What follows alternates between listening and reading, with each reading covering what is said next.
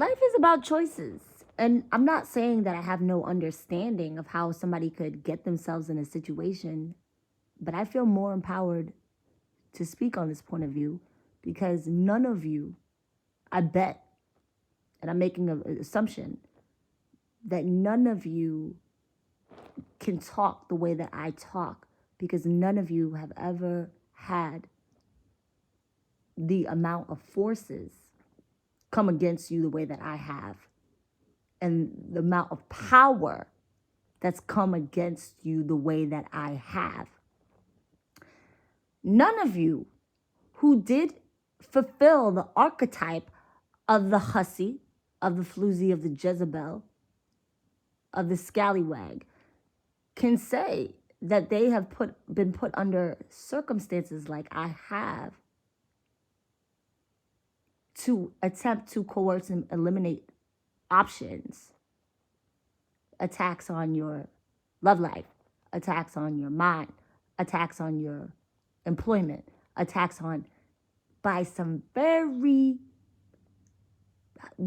of this world, in the spirit, on the spiritual level, very low level, but of this world, very high level people. None of you can say that your decision to fulfill that role, that archetype, was as intricately designed like it was for me. And I still didn't make that decision. I said I'd rather be poor than to be your whore. So this is not coming from a naive perspective of saying that that I have no understanding of how much pressure is placed on you to fulfill that role. To be completely fair, I'm not looking to chastise you, belittle you, or ridicule you, or condescend you, or make you to feel bad about yourself without the understanding of that. What I am saying is that, look, if this is the role that you fill, I cannot sanitize the world. As above, so below. There are quote unquote wicked forces. There are righteous forces. This is balance. So you fulfilling a certain role, you are playing your part in the equilibrium of our planet. Me fulfilling a certain role, I am also playing my part in the equilibrium of the planet.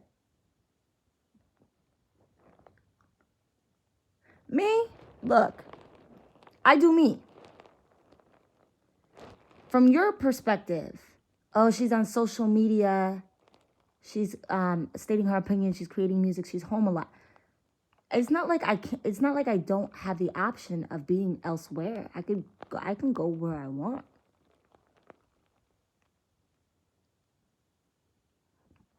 But when you are the life of the party, you don't have to outsource the party. When you vibe as high as I do, usually your interactions are a reduction of that vibe.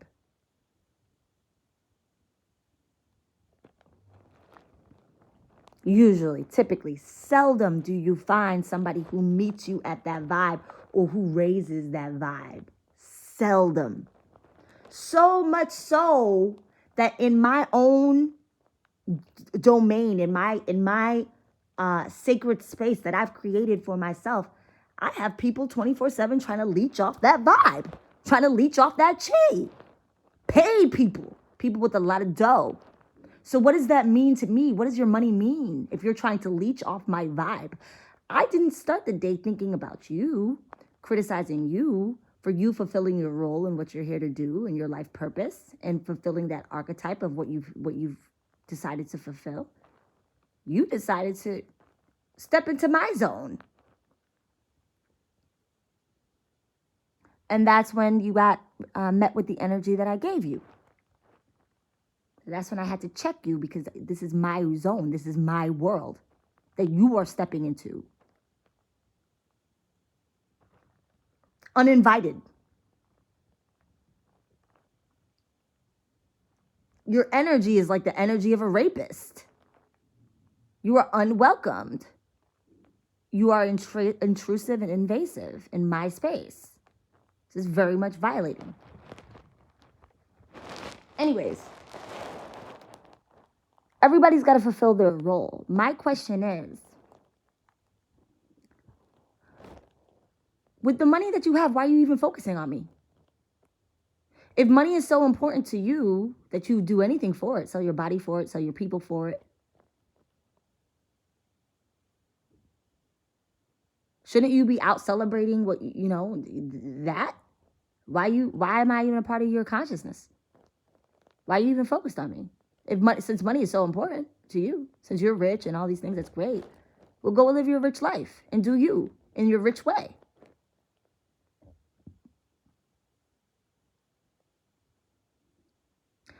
I have to dissect your mentality. I have to dissect your psyche. Because if your wealth and if your richness was that great, there would be no room in your mind, or there would be no part of your day that would even be interested in what I'm doing. You'd be out celebrating your rich life.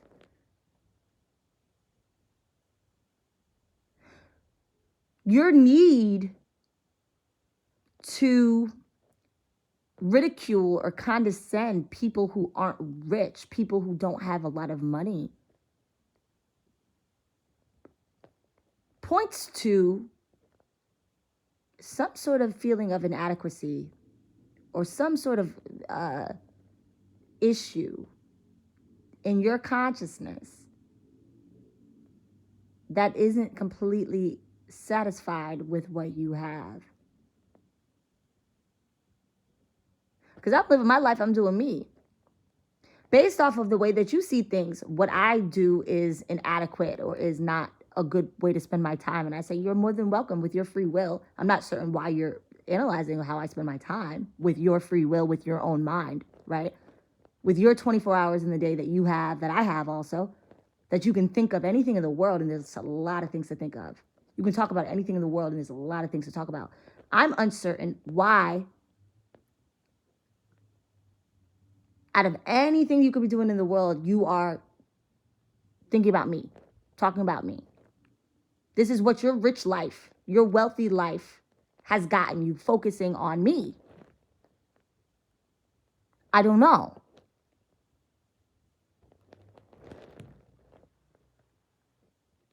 But that's your free will at the same time. You can do whatever you want. You can talk about whatever you want. You can think about whatever you want. But understand that I don't look at my life through your lens. I don't look at being sexually appealing to a bunch of men who only want to have sex with you as a good thing. As a people are all about, oh, I want to be attractive. Who are you attracting into your life? Are you attracting a psycho? Are you attracting a peeping Tom stalker? Are you attracting somebody who's going to set you up? Are you attracting somebody who's going to call the CIA and the feds on you? Are you attracting somebody who's going to try to sabotage your relationships? Are you attracting a killer? Are you attracting a freaking Jeffrey Dahmer who's going to have your body in the freezer and warm you up for dinner with some sides that he got from Boston Market? Everybody wants to be so attractive. Who are you attracting? The way that I spend my time is how I choose to spend my time. It's not because I don't have options of how other ways to spend my time. So the way that you see the world and what you value in the world is how you should live your life. And you should be comfortable in that. Don't tell me, oh, you spend your time this way. That's based off of your mentality and what you prioritize. Every time you interact with somebody, that's an energy exchange. I have the talent to be famous, of course, but thinking about all of that extra stuff that comes with it, it makes you hesitant a little bit. Damn, you always got to be giving your energy out, talking to people. Dealing with people, you don't know what their energy is like. You don't know what they're into. You don't know what they're... You're opening yourself up now to weirdos, creeps, peeping toms, stalkers, the feds, the this, the that, 24-hour surveillance, the CIA, the government, all these, creepy, peeping tom energies.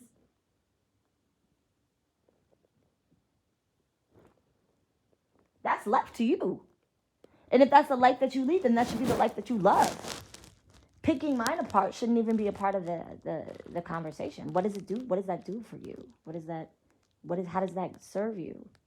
But this is not to come from a standpoint of not understanding how you could end up in that role, because I understand that it's actually very hard. It's not that easy, especially for a young girl coming from a deprivation. Especially most young girls don't have two-parent households, especially of a certain background. And you've got the entire world that is making it an incubator. This is like an incubator that breeds whores, sluts. So it makes it very conducive to be a slut, because that's what they feel like you are here for. They're perverts. They are spiritually immature. They're neophytes and newcomers to the planet. They have low-level conversations. They have no self-discipline, no willpower. And the only thing that they can think of as for you is for how you offer them sexual pleasure. They don't even have love in their hearts. So the idea of like nurturing you or loving you is not even a part of the conversation. All they can offer you is a couple of bucks for a quick nut. And that's exclusively who you are in total to them. So I don't want to negate the fact that if I call you a slut, yeah, you're probably more than a slut. You're every human being is multifaceted. You're probably a slut, and you're a daughter. You may be a sister. There's a lot of roles that you play in addition to your being a slut, being a whore. I'm not going to minimize you or reduce you just to that. That would be unfair to you as a human being in your entirety. But what I'm saying is, we all have choices. Life is about choices. And sometimes those choices that you make are a lot harder to make than it is for others. Women who are born with silver spoons, women who come up with dads and, people to protect for them and provide for them. Trust me, I know more than anything. Their whole plan was, let's get rid of every single person. You see me, I'm always alone. I'm always by myself. Why? Their whole plan was to get rid of anybody that could possibly protect Kinza. Anybody that could possibly protect her, get rid of her. Get rid of them any way possible, so she can be on her own, so she can be an easier target for us to slut. So nobody can tell me about making the right choice and how it's not easy, because you don't know the power, you don't know the forces that I've come against to make the right choice. But I said the spiritual repercussions and the karmic repercussions, which is evident that you're facing right now, because you wouldn't be so concerned about trying to ridicule me or condescend me for being broke or how I spend my time or my posting on social media if you were really satisfied entirely with your life. So it's very evident that you are feeling the spiritual and karmic repercussions of the decisions that you made. It's very obvious to me. But I said it's not worth it. The God that I serve is a God of infinite abundance and prosperity. You may have to get tested in order to receive your blessing, in order to be worthy of your blessing, in order to be, to inherit your blessing, for God to feel like you are worthy of a money blessing. But prior to you getting those things, can you develop the character, the morality, the mental soundness, the love for the people, the love for yourself, prior to you getting all these things? Because when you get these things, it can make you very easily corrupted. Money equates to access. What will your selection process be like when you have access? If you're a poor man and you have a thing for a weakness for women. That will only escalate itself when you get money. That could lead to your demise. So fine-tuning your character prior to you getting your wealth is ideal, because as an artist, as a lyricist, your vocation is what you bring to the world. So it's not a matter of like you hear like very clever wordplay, the double entendres, you hear like great cadences, it sounds cool, but when it's reduced down, right? When it's minimized down, it's like, what is the message? And all you guys are talking about is being braggadocio, how much money you have, and sex. And to me, at the very bare of it, you may be a nice person and all that, but what you're doing is destructive. And everybody's got a role to play, but what you're doing, the impact that you have on society is destructive. It's not constructive, it's destructive. Why is it destructive? Well, sexual liberation, Kinza. People can do whatever they want with their bodies. Sure, people can do whatever they want with their bodies. But this isn't about sexual liberation. Because the people that own these record labels look nothing like you.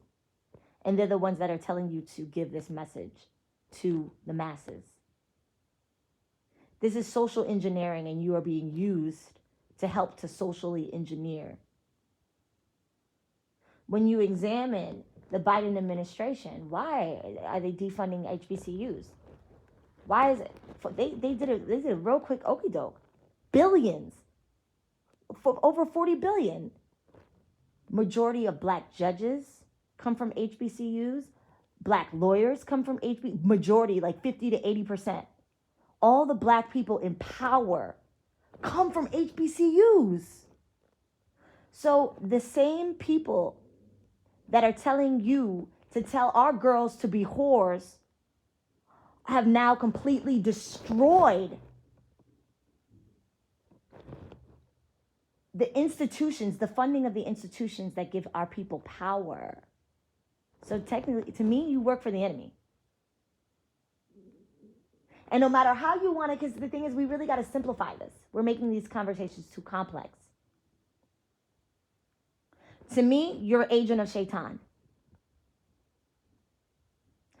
You get on your platform, you're not talking about the HBCUs defunding. You get on your platform, you're talking about stupid shit. Subhanallah, it's Ramadan, I'm not supposed to be cussing. That's clout chasing, that's da. What does that have to do with them just defunding the HBCUs that produce black judges? What does that have to do with dismantling mass incarceration? Whether you like my personality or not, or whether I'm likable or not, what does that have to do with you contributing to our degeneration? And we can make it, we want to, let's be nice to the hoes, let's coddle the hoes. It's not their fault that they're hoes. Nah, it is your fault. That's who you are, because you've decided to play that role. So me having a unfavorable opinion about you playing that role and leading our girls straight to hell in a handbasket, I'm not the bad guy here to see things exactly as they are. I don't know what you guys are fighting. Like, you are literally fighting for Shaitan. You are literally fighting to be a part of the devil's kingdom. And as a child of God, we don't see that as cool or anything. So when you ride for the devil and you choose to be an agent of Shaitan, and we choose to be agents of Allah, we don't look at you as empowered to be able to check us or our mentality. And many of us have gone through way more, way more than you could possibly even fathom the forces that have come against us. So we're not interested in, I didn't come from much, I didn't have a silver spoon. Nah, don't spin that narrative. My brother may have gone to 4 Ivy Leagues. I don't get a dime from him. My father passed away 2 years ago. I came home to solitude. I didn't get any inheritance.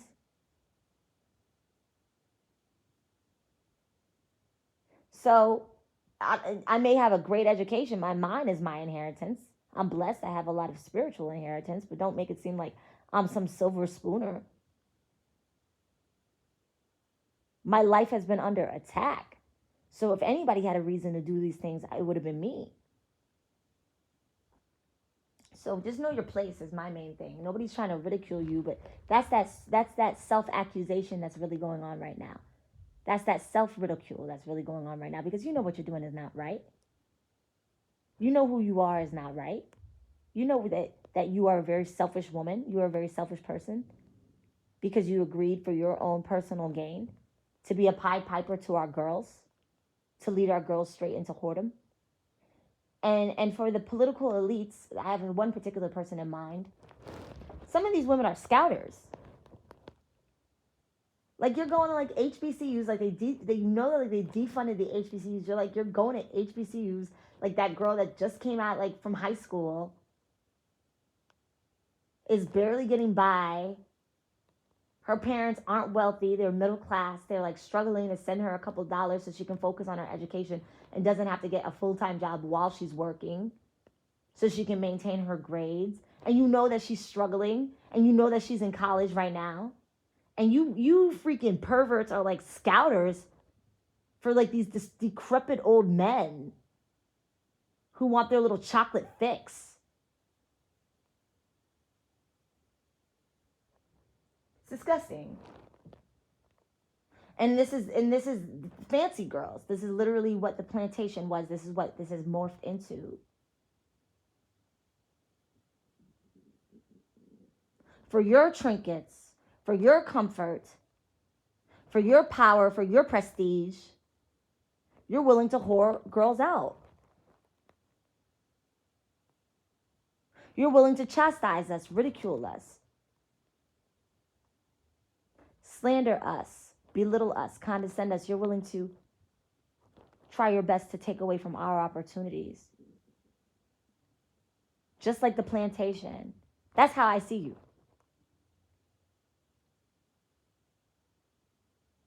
Grooming us to be up on the auction block, butt ass naked, so the elite can scrutinize our bodies and talk about who has the most enjoyable sexual organs for their pleasure. So don't you dare ever say that. Don't you dare. Because I'm glad she got checked. Oh, what, you're a pimp now? That's what you are? You're a pimp? That's what you are? You pimp women now?